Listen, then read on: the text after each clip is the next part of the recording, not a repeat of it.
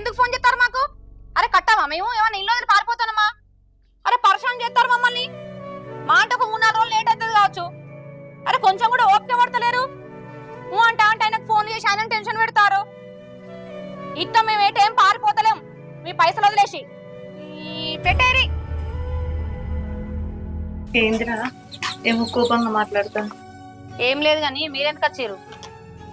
బావ లేడా చెల్లె? బావా బయటికి పోయిండు. ఏం పని?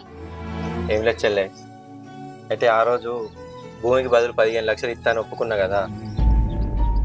అయితే మొన్న మన అమ్మమ్మ ఇంటికి అయిందట చెల్లె.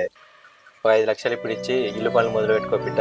ఒకటిసారి 15 లక్షలు అంటే నీ పరిస్థితి కూడా మంచిగా లేదు కదా. ఆడేట కిరాయి కొనుక్కుంటూ బతుకుతున్నావు.